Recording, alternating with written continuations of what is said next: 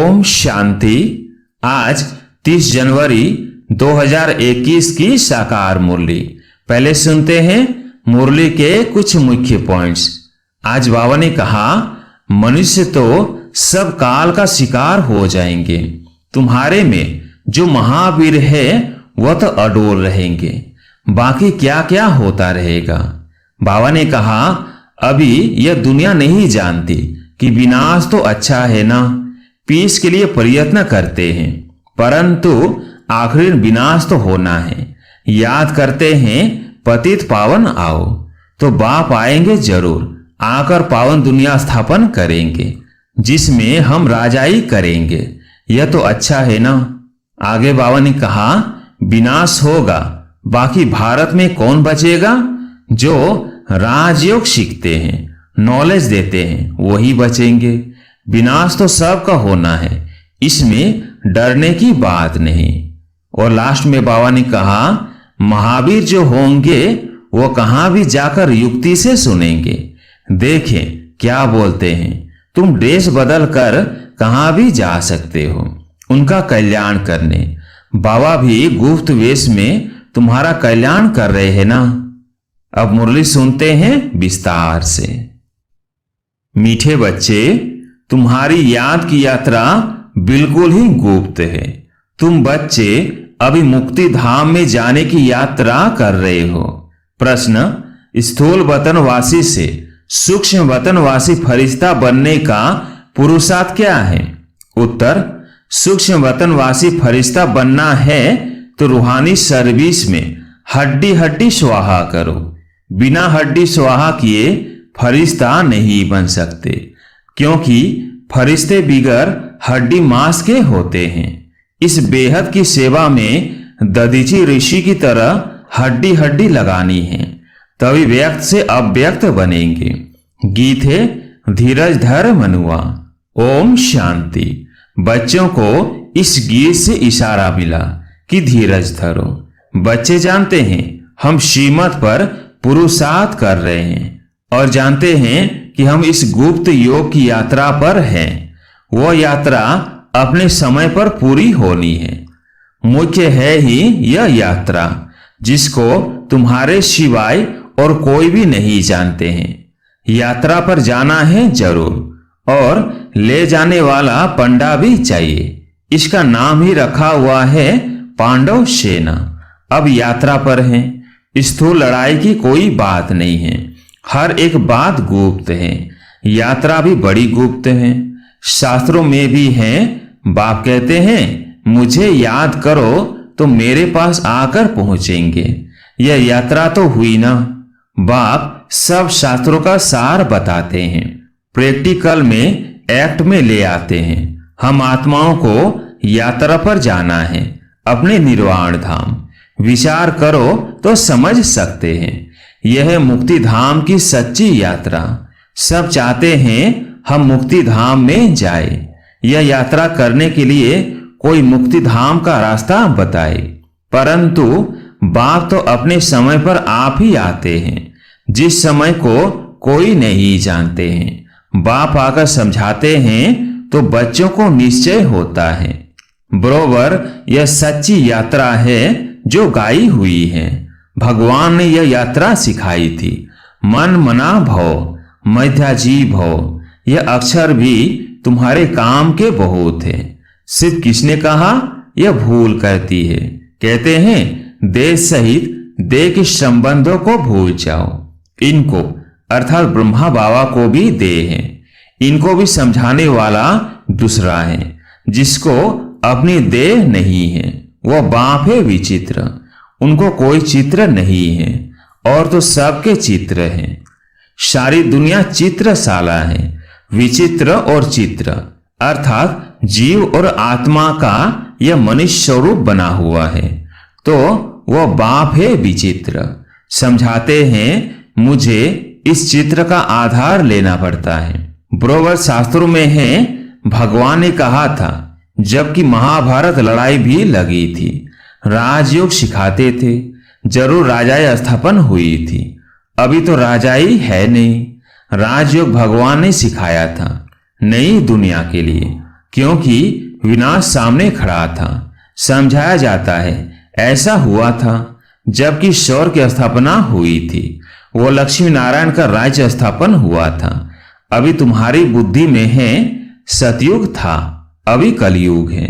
फिर बाप वही बातें समझाते हैं। ऐसा तो कोई कह न सके कि मैं परम धाम से आया हूं तुमको वापिस ले जाने। परम पिता परमात्मा ही कह सकते हैं ब्रह्मा द्वारा, और किसके द्वारा भी कह नहीं सकते। सूक्ष्म वतन में है ही ब्रह्मा विष्णु शंकर। ब्रह्मा के लिए भी समझाया है कि वो है अव्यक्त ब्रह्मा और यह है व्यक्त। तुम अभी फरिश्ता बनते हो। फरिश्ते स्थूल वतन में नहीं होते।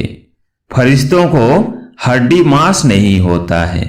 यहाँ इस रूहानी सर्विस में हड्डी आदि सब खलास कर देते हैं, फिर फरिश्ते बन जाते हैं। अभी तो हड्डी है ना, यह भी लिखा हुआ है। अपनी हड्डियां भी सर्विस में दे दी। गोया अपनी हड्डियां खलास करते हैं। स्थूल वतन से सूक्ष्म वतनवासी बनना है। यहाँ हम हड्डी देकर सूक्ष्म बन जाते हैं। इस सर्विस में सब स्वाहा करना है। याद में रहते रहते हम फरिश्ते बन जाएंगे। यह भी गाया हुआ है, मिरुआ मौत मलु का शिकार। मलुक फरिश्ते को कहा जाता है। तुम मनुष्य फरिश्ते बनते हो, तुमको देवता नहीं कह सकते। यहाँ तो तुमको शरीर है ना। सूक्ष्म वतन का वर्णन अभी होता है। योग में रह फिर फरिश्ते बन जाते हैं। पिछाड़ी में तुम फरिश्ते बन जाएंगे। तुमको सब साक्षात्कार होगा और खुशी होगी। मनुष्य तो सब काल का शिकार हो जाएंगे। तुम्हारे में जो महावीर है वह तो अडोल रहेंगे। बाकी क्या क्या होता रहेगा। विनाश की सीन तो होनी है ना। अर्जुन को विनाश का साक्षात्कार हुआ। एक अर्जुन की बात नहीं है। तुम बच्चों को विनाश और स्थापना का साक्षात्कार होता है। पहले पहले बाबा को भी विनाश का साक्षात्कार हुआ। उस समय ज्ञान तो कुछ था नहीं। देखा सृष्टि का विनाश हो रहा है। फिर चतुर्भुज का साक्षात्कार हुआ। समझने लगे यह तो अच्छा है। विनाश के बाद हम विश्व के मालिक बनते हैं तो खुशी आ गई। अभी यह दुनिया नहीं जानते कि विनाश तो अच्छा है ना। पीस के लिए प्रयत्न करते हैं, परंतु आखिर विनाश तो होना है। याद करते हैं पतित पावन आओ, तो बाप आएंगे जरूर। आकर पावन दुनिया स्थापन करेंगे जिसमें हम राजाई करेंगे। यह तो अच्छा है ना। पतित पावन को क्यों याद करते हैं? क्योंकि दुख है। पावन दुनिया में देवताएं हैं। पतित दुनिया में तो देवताओं के पैर आ नहीं सकते। तो जरूर पतित दुनिया का विनाश होना चाहिए। गाया हुआ भी है महाविनाश हुआ। उसके बाद क्या होता है? एक धर्म की स्थापना सो तो ऐसी होगी ना। यहां से राजयोग सीखेंगे। विनाश होगा, बाकी भारत में कौन बचेगा? जो राजयोग सीखते हैं, नॉलेज देते हैं, वही बचेंगे। विनाश तो सबका होना है, इसमें डरने की बात नहीं। पतित पावन को बुलाते हैं, जबकि वो आते हैं तो खुशी होना चाहिए ना।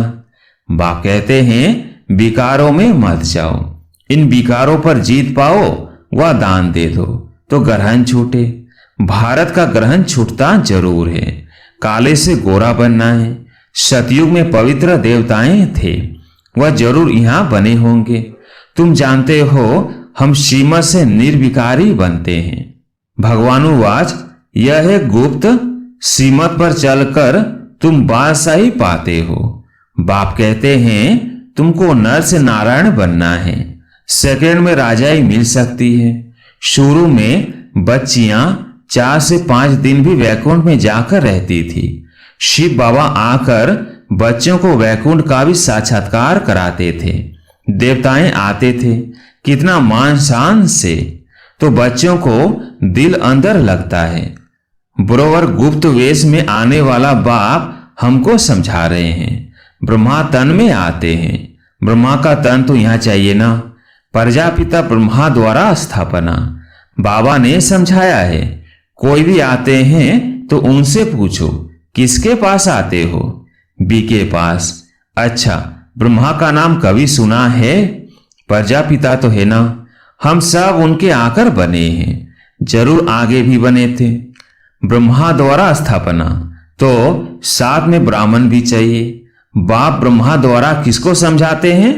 शूद्रों को तो नहीं समझाएंगे। यह ब्रह्मा मुख वंशावली ब्राह्मण। शिव बाबा ने ब्रह्मा द्वारा हमको अपना बनाया है। ब्रह्म कुमार कुमारियां कितने ढेर हैं, कितने सेंटर्स हैं, सब में ब्रह्म कुमारियां पढ़ाती हैं। यह हमको दादे का वर्षा मिलता है। भगवानुवाच, तुमको राजयोग सिखाता हूं। वो निराकार होने कारण इनके शरीर का आधार लेकर हमको नॉलेज सुनाते हैं। प्रजापिता के तो सब बच्चे होंगे ना। हम है प्रजापिता, ब्रह्म कुमार कुमारियां। शिव बाबा है दादा, उन्होंने एडॉप्ट किया है। तुम जानते हो हम दादे से पढ़ रहे हैं ब्रह्मा द्वारा। यह लक्ष्मी नारायण दोनों स्वर्ग के मालिक है ना। भगवान तो एक ऊंच से ऊंच निराकार ही है। बच्चों को धारणा बड़ी अच्छी होनी चाहिए। पहले पहले समझाओ, दो बाप है भक्ति मार्ग में। स्वर्ग में है एक बाप, पारलौकिक बाप द्वारा बादशाही मिल गई, फिर याद क्यों करेंगे? दुख है ही नहीं जो याद करना पड़े। गाते हैं दुख हरता सुख करता, वह अभी की बात है। जो पास्ट हो जाता है उसका गायन होता है। महिमा है एक की, वो एक बाप ही आकर पतितों को पावन बनाते हैं। मनुष्य थोड़ी समझते हैं, वह तो पास्ट की कथा बैठ लिखते हैं। तुम अभी समझते हो ब्रोवर बाप ने राजयोग सिखाया, जिससे बादशाही मिली, 84 का चक्र लगाया। अभी फिर हम पढ़ रहे हैं, फिर 21 जन्म राज्य करेंगे, ऐसा देवता बनेंगे, ऐसे कल्प पहले बने थे। समझते हो हमने पूरा 84 जन्मों का चक्र लगाया। अब फिर सतयुग त्रेता में जाएंगे। तब तो बाप पूछते हैं आगे कितने बार मिले हो? यह प्रैक्टिकल बात है ना। नया भी कोई सुने तो समझेंगे 84 का चक्र तो जरूर है। जो पहले वाले होंगे उनका ही चक्र पूरा हुआ होगा। बुद्धि से काम लेना है। इस मकान में, इस ड्रेस में बाबा हम आपसे अनेक बार मिलते हैं और मिलते रहेंगे। पति से पावन, पावन से पतित होते ही आए हैं। कोई चीज सदैव नहीं ही रहे यह तो हो नहीं सकता, पुरानी जरूर बनती है। हर चीज शतो रजो तमो में आती है। अभी बच्चे जानते हो नई दुनिया आ रही है, उसको स्वर्ग कहा जाता है। यह है नर्क, वो है पावन दुनिया। बहुत पुकारते हैं हे पतित पावन, हमको आकर पावन बनाओ, क्योंकि दुख जास्ती होता जाता है ना। परंतु यह समझते नहीं कि हम ही पूज्य थे, फिर पुजारी बने हैं। द्वापर में पुजारी बने, अनेक धर्म होते गए। बरोबर पति से पावन, पावन से पतित होते आए हैं। भारत के ऊपर ही खेल है। तुम बच्चों को अब स्मृति आई है। अब तुम शिव जयंती मनाते हो, बाकी और कोई शिव को तो जानते ही नहीं हैं। हम जानते हैं। बरोबर हमको राजयोग सिखलाते हैं। ब्रह्मा द्वारा स्वर्ग की स्थापना हो रही है। जरूर जो योग सीखेंगे, स्थापना करेंगे, वही फिर राज्य भाग्य पाएंगे। हम कहते हैं ब्रोवर हम कल्प कल्प बाप से राजयोग सीखे हैं। बाबा ने समझाया है अभी यह 84 जन्मों का चक्र पूरा होता है, फिर नया चक्र लगाना है। चक्र को तो जानना चाहिए ना। भले ये चित्र न हो तो भी तुम समझा सकते हो। यह तो बिल्कुल सहज बात है। ब्रोवर भारत स्वर्ग था, अब नर्क है। सिर्फ वो लोग समझते हैं कलयुग अर्जुन बच्चा है। तुम कहते हो यह तो कलयुग का अंत है, चक्र पूरा होता है। बाप समझाते हैं मैं आता हूं पति दुनिया को पावन बनाने। तुम जानते हो हमको पावन दुनिया में जाना है। तुम मुक्ति, जीवन मुक्ति धाम, शांति धाम, सुख धाम और दुख धाम को भी समझते हो, परंतु तकदीर में नहीं है तो फिर यह ख्याल नहीं करते कि क्यों न हम सुख धाम में जाएं। बरोबर हम आत्माओं का घर वो शांति धाम है। वह आत्मा को आर्गन्स न होने कारण कुछ बोलती नहीं है। शांति वहां सबको मिलती है। सतयुग में है एक धर्म। यह अनादि अविनाशी वर्ल्ड ड्रामा है जो चक्र लगाता ही रहता है। आत्मा कभी विनाश नहीं होती है। शांति धाम में भी थोड़ा समय ठहरना ही पड़े। यह बहुत समझने की बातें हैं। कलयुग है दुख धाम। कितने अनेक धर्म हैं, कितना हंगामा है। जब बिल्कुल दुख धाम होता है तभी बाप आते हैं। दुख धाम के बाद है फुल सुख धाम। शांति धाम से हम आते हैं सुख धाम में, फिर दुख धाम बनता है। सतयुग में संपूर्ण निर्विकारी, यहाँ संपूर्ण विकारी। यह समझाना तो बहुत सहज है ना, हिम्मत चाहिए, कहां भी जाकर समझाओ। यह भी लिखा हुआ है। हनुमान सत्संग में पीछे जुतियों में जाकर बैठता था, तो महावीर जो होंगे वो कहां भी जाकर युक्ति से सुनेंगे। देखे क्या बोलते हैं। तुम ड्रेस बदल कर कहां भी जा सकते हो उनका कल्याण करने। बाबा भी गुप्त वेश में तुम्हारा कल्याण कर रहे हैं ना। मंदिरों में कहां भी निमंत्रण मिलता है तो जाकर समझाना है। दिन प्रतिदिन तुम होशियार होते जाते हो।